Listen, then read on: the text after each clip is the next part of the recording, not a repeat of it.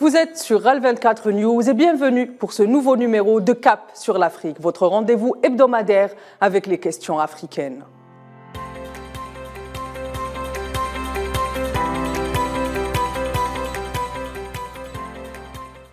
Madame, monsieur, bonsoir. Comme chaque samedi, c'est avec plaisir que je vous accueille sur ce plateau de Cap sur l'Afrique. Et pour ce nouveau numéro, je vous propose de décrypter les différents enjeux qui entourent les ballets diplomatiques dont l'Afrique a été le théâtre en ce début de 2023. Après les sommets en tout genre, voilà que les grandes puissances rivalisent sur un autre terrain.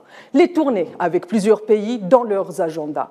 Les ballets diplomatiques en Afrique, simple formalité ou compétition entre les grandes puissances? C'est la question à laquelle on tentera de répondre ce soir. Et pour en parler, j'ai le plaisir d'être accompagné par deux, on peut dire, habitués de Cap sur l'Afrique. Gamal Abina, observateur des questions internationales, et Papa Tampa Thiem, économiste et ancien fonctionnaire international. Et sans plus attendre, on entame la première partie de notre émission.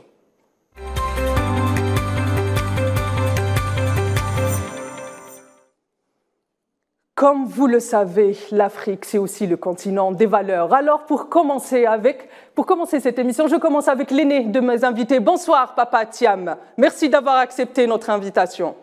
Bonsoir, madame. Le plaisir est pour moi. Alors, cette concurrence entre les grandes puissances est-elle seulement économique? Mais vous savez, madame, dans tout fondement politique ou diplomatique, c'est toujours l'économie, c'est des intérêts économiques.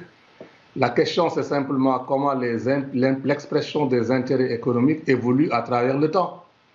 Il fut un moment où c'était carrément l'esclavage, après c'était la colonisation, après c'était la néocolonisation avec des dirigeants qui étaient à la solde de certaines puissances.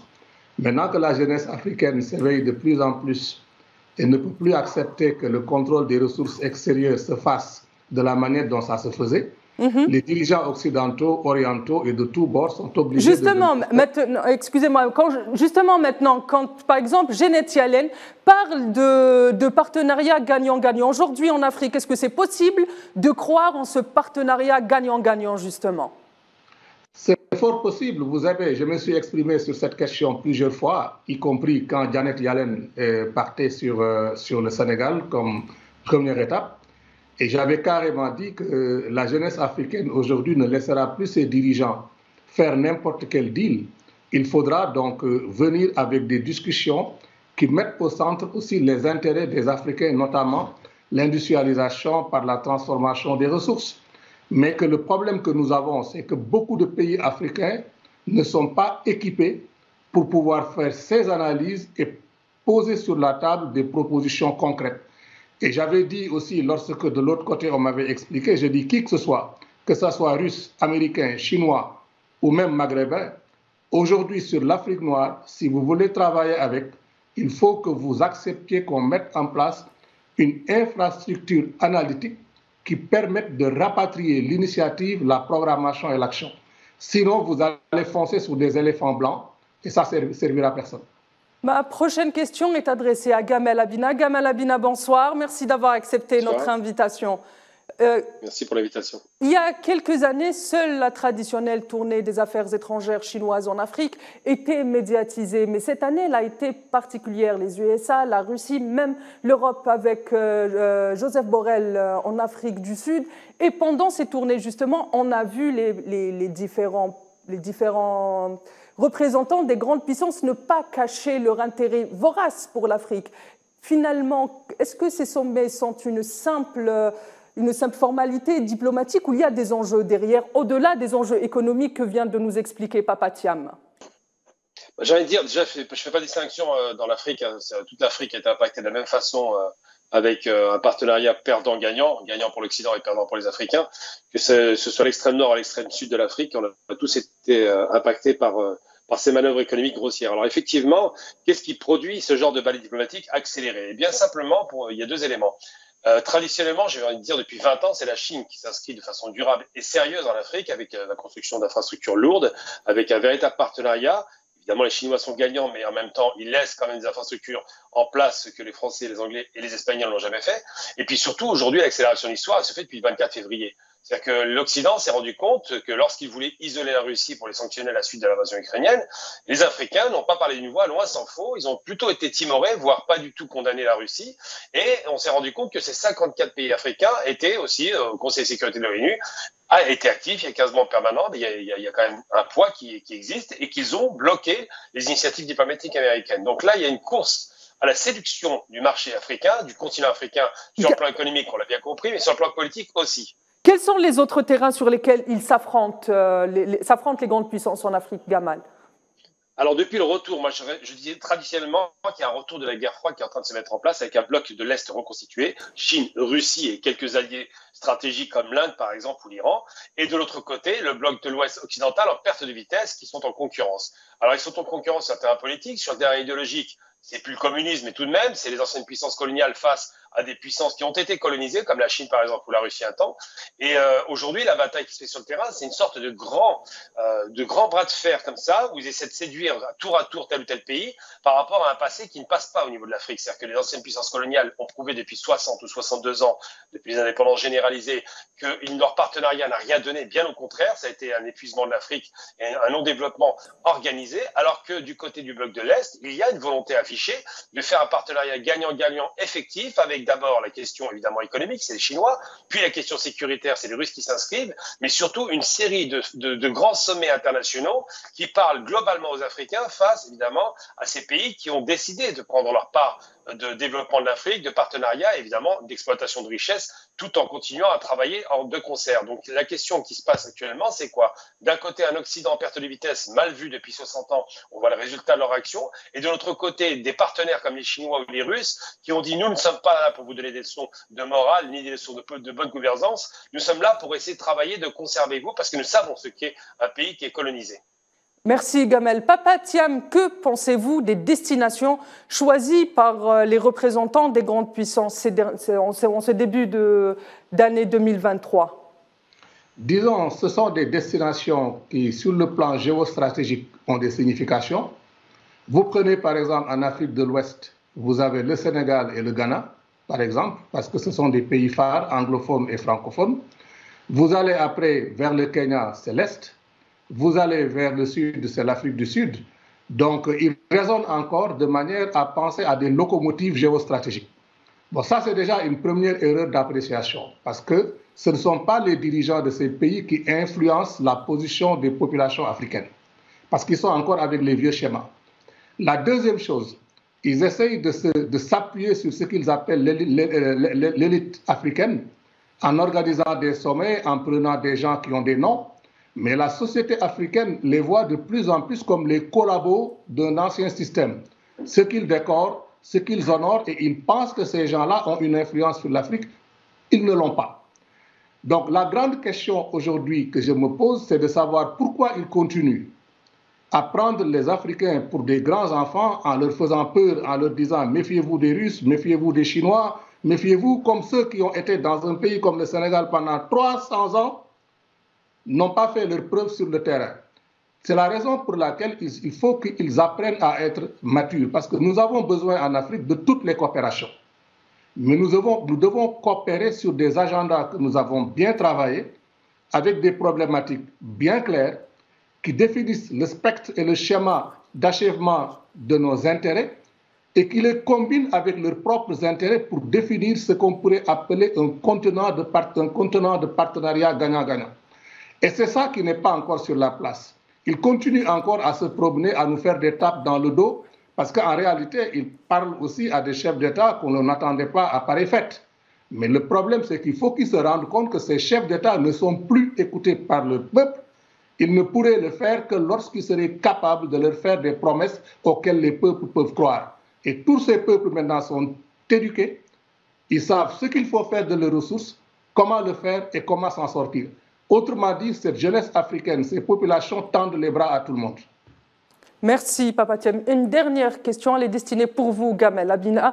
Très vite, est-ce que vous pouvez nous faire un quid sur la concurrence dans le domaine sécuritaire qui se joue aujourd'hui en Afrique, à la lumière des dernières évolutions, notamment au Sahel?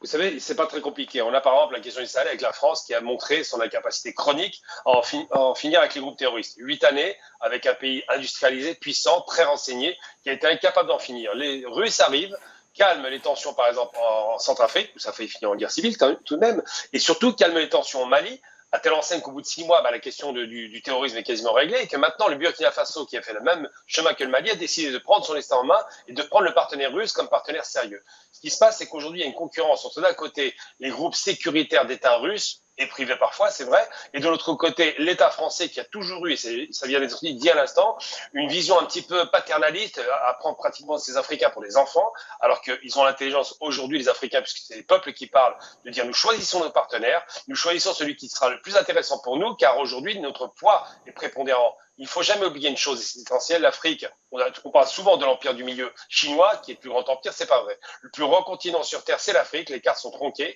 C'est le plus grand continent et le plus important en termes économiques, politiques, culturels, et aujourd'hui, évidemment, politique dans la mesure où la géopolitique se fait en Afrique. Alors, les questions sécuritaires sont liées à la présence des Russes d'un côté, face aux Français, Anglais, Américains, c'est à peu près la même équipe de l'autre. Et les Russes ont démontré de façon très habile qu'ils sont en mesure d'équiper, de former et de laisser les forces africaines faire le travail elles-mêmes. Merci Gamal, merci Papa Thiam. Comme viennent de l'expliquer nos invités, la concurrence qui oppose les grandes puissances en Afrique n'est pas qu'économique et elle cache bien des enjeux. On passe à la deuxième partie de notre émission pour justement essayer de comprendre quels sont les enjeux qui entourent l'Afrique aujourd'hui.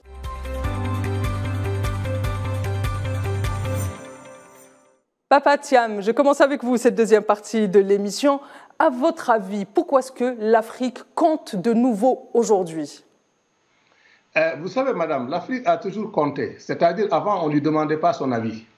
C'est ça la question. Avant, il s'était organisé en 1944, par exemple, à créer des institutions multilatérales, la Banque mondiale, le Fonds monétaire international, et 3 ans après, ce qui est devenu l'Organisation mondiale du commerce, pour organiser eux-mêmes la manière dont ils peuvent accéder aux ressources que recèle le continent. Mais à ce moment, les pays du continent n'avaient rien à dire. Les pays étaient colonisés. Et lorsque ces pays sont devenus indépendants en 1960, on les a endettés de manière institutionnelle, de telle manière, à telle enseigne, que ces pays étaient obligés, même pour vivre et faire fonctionner leur administration, ils devaient demander des appuis budgétaires et l'arbitrage et l'injonction des institutions multilatérales. Et ça a donné cette situation d'ajustement structurel avec le consensus de Washington. Jusqu'à déjà en 90, il y a eu des révoltes, demandes de démocratisation. Après, on nous a trouvé des conseillers qui nous fabriquent des monarchies républicaines en truquant des constitutions pour organiser des coups d'État légalisés de manière permanente. Alors aujourd'hui, la question qui se passe maintenant, c'est que ça ne passe plus. Ça ne passe plus, donc ils sont obligés de dire on va séduire d'abord les élites, ça n'a pas marché. On va séduire la jeunesse, ça s'est retourné contre eux. Mais ils ne peuvent pas ne pas enlever leur pied du continent. Ils pensent qu'en venant parler partenariat gagnant-gagnant, on va les écouter, mais il faut qu'ils posent quelque chose sur la table. Ils nous parlent de New Deal financement. On a vu le sommet Europe-Afrique qui parlait de mettre des centaines de milliards sur la table. On n'a encore rien vu. On sait justement, Papa Thiam, pourquoi autant de promesses sur l'Afrique et des promesses que les grandes puissances ne tiennent pas? On l'a vu avec les différentes COP, on a vu avec les sommets, on a vu avec aussi les instances internationales. Pourquoi autant de promesses? Madame, vous allez au marché avec ce que vous avez dans votre portefeuille. Pour le moment, c'est les seuls arguments qu'ils ont. Ils n'ont pas autre chose. Et pourtant, il faut qu'ils soient présents sur le terrain parce qu'ils ne veulent pas que d'autres soient présents sur le terrain. On parle par exemple entre Africains aujourd'hui. Je trouve que même au niveau du Maghreb, ils devraient pouvoir penser à unifier et densifier les relations avec le reste de l'Afrique subsaharienne pour pouvoir bâtir des chaînes de valeur et des chaînes d'approvisionnement qui sont, comme on appelle, continentales. Parce qu'il faut que les économies se densifient. Nous sommes dans une concurrence où c'est le premier qui vient qui s'installe. Alors, avant de commencer individuellement, comment nous allons discuter chacun de notre côté, pensons déjà à mettre en œuvre la raison pour laquelle on avait créé l'Organisation de l'Unité africaine. Et au lieu de centrer ça sur des balais diplomatiques, qu'on réunisse des experts qui nous disent comment les 54 pays africains déjà peuvent fonctionner en travaillant sur des contenus de structuration de l'économie, au lieu d'être toujours des gens qui réagissent. Aujourd'hui, on les convoque en Chine, demain, on les convoque à Washington, après, on les contacte à Paris. Et c'est ça, cette initiative que les Africains doivent reprendre. Les autres sont libres et nous les accueillons parce que nous savons que les ressources qu'il y a en Afrique appartiennent à l'universalité de ce monde. Mais en priorité aux Africains, ils peuvent les partager, mais en s'en sortant. Donc, le problème qu'il y a, madame, si on veut répondre à cette question, et j'espère qu'on va nous entendre avec votre antenne, c'est de nous dire, c'est de trouver le moyen de rentabiliser leur présence en Afrique. Et la seule manière de le faire, c'est de mettre un contenu opérationnel, stratégique opérationnel, dans ce qu'ils appellent partenariat gagnant-gagnant. Parce que le mot est devenu à la mode, tout le monde utilise ça et personne ne veut rien dire en le disant. Merci, Papa Thiam. Je passe à vous, Gamel Labina. À la lumière de ce qui a été dit durant la première partie de notre émission, pour les grandes puissances, l'Afrique, finalement, n'est-elle pas le terrain de jeu pour exprimer leur soft power? Je ne sais pas si vous parlez de soft power, parce que au niveau occidental, le soft power est un peu léger. Les résultats qu'ils ont produits depuis 60 ans sont tellement nuls et non avenus, pour le coup, que je ne vois pas l'intérêt, à part la séduction par les paroles. Je vais vous donner des chiffres qui vont vous parler immédiatement. Vous allez voir un peu le côté j'ai envie de dire pratiquement insultant produit par les États-Unis lorsqu'ils proposent quelque chose à l'Afrique. Le gagnant-gagnant, c'est quoi? Ce serait 55 milliards de dollars de partenariat du continent américain, enfin des États-Unis, de la Fédération américaine, à tout un continent de 1,2 milliard de personnes, 55 milliards de dollars. Ça correspond à peu près, peu ou prou, au revenu annuel de l'Algérie en pétrole. C'est vous dire la goutte d'eau. Par contre, ils n'ont pas hésité à dépenser 1000 milliards de dollars pour détruire l'Afghanistan. Vous voyez la proportion, d'un côté 1000 milliards pour détruire et pour construire 55 milliards. C'est vous dire un peu le niveau. Ensuite, on a un autre aspect qui est quand même calamiteux pour l'Afrique, c'est le PIB. Le PIB de l'Afrique réunit tous les pays pétrolifères inclus et autres produits manufacturiers correspond à 2800 milliards de dollars. Ça correspond au PIB d'un seul pays, la France. C'est vous dire le retard accusé par l'Afrique parce que organisé évidemment par les anciennes puissances coloniales. Donc la question c'est quoi? C'est est-ce que l'Afrique est un théâtre de jeu pour l'Occident et pour le monde en général, mais surtout l'Occident? Oui. C'est un théâtre de jeu, c'était une sorte de pays qui, dans la dégradation des termes de l'échange, donnait des produits de base, tout ce qui est denrées alimentaires, pétrole, gaz, minerais, et recevait des produits transformés qui valaient 10 ou 100 fois la valeur du produit vendu. Donc ça signifie que l'Africain vendait pour 1 euro et il devait racheter pour 10 euros. Donc en termes d'échange, c'était inégalitaire.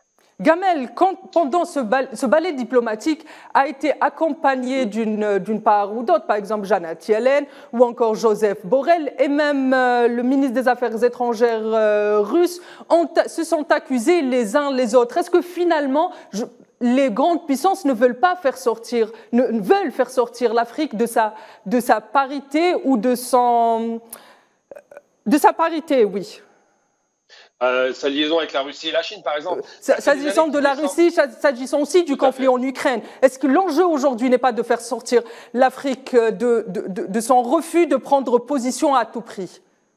Alors, ce qu'ils veulent, c'est que les Africains acceptent le clan occidental et les positions occidentales. Ils veulent absolument une rupture entre la Russie, on l'a compris, mais pas seulement, la Chine. Ça fait des années qu'ils nous disent que les Chinois sont des colons en Afrique. Désolé de le dire, aujourd'hui, la Chine a construit des infrastructures qui sont durables et pour l'Afrique. Ça ne veut pas dire qu'elle le fait gratuitement, mais elle le fait au moins le travail, ce que l'Occident n'a pas fait. Puis surtout, il faut se rappeler une chose essentielle, c'est concurrence de la part des perdants. Les perdants, c'est l'Occident, qui donne des leçons tout le temps, mais qui n'a rien produit de bon pour les Africains, et qui met en garde les Africains contre d'autres pays qui feraient peut-être pire qu'eux. C'est quand même énorme. Ça ressemble vraiment et étrangement à un rattrapage. J'en veux pour preuve, la France a plus de 22 sommets France-Afrique qui n'ont rien donné. Les États-Unis viennent à peine de commencer à décrocher les sommets, alors que les Chinois sont déjà au moins une dizaine de sommets ou plus, comme les Russes ont commencé, les Turcs ont commencé, 3-4 sommets, ça se multiplie parce que ces pays ont pris la part de leur responsabilité. On doit travailler avec les Africains sans les mépriser, sans les prendre, c'était dit tout à l'heure, pour des enfants ou pour des incapables ou des gens qui ne réfléchissent pas. Cette attitude rappelle tout de même qu'au départ, l'Afrique a été d'abord un terrain de jeu pour voler les hommes. Ils ont quand même créé l'esclavage de masse et industriel, et ensuite pour voler leur richesse et ensuite encore pour voler leur liberté et leur droit à se développer. Donc la question qui se pose, c'est est-ce que l'Occident n'opère pas aujourd'hui un rattrapage minable en espérant acheter les chefs d'État africains et rallier à leur cause leur posture politique anti-russe et anti-chinoise? La réponse coule d'elle-même, évidemment qu'ils essaient de les acheter. Je vous adresse la même question, Papa Thiam. Est-ce qu'aujourd'hui, pour l'Occident ou même pour les grandes puissances, c'est de faire choisir un camp à l'Afrique? Oui, mais c'est-à-dire que comme Gamal vient de le dire, c'est à la limite, c'est stupide. Parce que quand on pense que les autres sont stupides, c'est qu'on est soi-même stupide. Parce que l'esprit scientifique a l'âge de ces instruments de mesure. Et ces gens qui sont des bureaucrates devenus des politiciens me semblent avoir un esprit ascientifique. C'est tout sauf scientifique. Parce qu'aujourd'hui, si vous voulez régler un problème, vous devez faire un diagnostic, le diagnostic le plus précis que ce qui soit. Aujourd'hui, le vrai diagnostic, le vrai paradigme, c'est-à-dire le modèle de pensée qui doit orienter toute coopération avec l'Afrique, c'est de considérer que les chefs d'État africains auxquels les dirigeants occidentaux, orientaux et tout s'adressent ne représentent plus forcément les aspirations de leur peuple. Eux-mêmes, ils en sont tellement conscients qu'ils sont capables de défier les Occidentaux en ne votant pas, par exemple, la résolution pour condamner l'Ukraine. Si c'était avant, il y a 10 ans, ça serait passé comme lettre à la poste. Mais je ne vois pas un seul président aujourd'hui qui est conseiller et qui voit ce qui se passe sur les réseaux sociaux, ce qui se passe sur le terrain, qui est capable de vouloir donner l'impression qu'il est au service de puissances extérieures. Le seul problème, c'est que beaucoup d'entre eux ont été installés de cette manière-là, et aujourd'hui, ils sont obligés de ménager la chèvre et le chou en gagnant du temps, mais ultimately, pardon, excusez-moi, l'anglais, de manière ultime, définitivement, c'est la voix de leur peuple qu'ils vont finir par entendre. Donc, si une puissance étrangère, quelle qu'elle soit, veut vraiment préserver ses intérêts durablement en Afrique, il faut que cette puissance-là apprenne à comprendre comment conjuguer ses intérêts avec les intérêts des populations africaines qui n'accepteront plus de continuer de mendier en étant assises sur des tas de richesses. Et s'ils n'ont pas l'expertise, qu'ils s'appuient sur les expertises pertinentes, au lieu de penser qu'ils peuvent toujours faire de la diplomatie par proxy, en essayant de faire de l'exploitation par procuration. Ça ne marchera plus, et ça, c'est un message qu'il faut que tout le monde comprenne.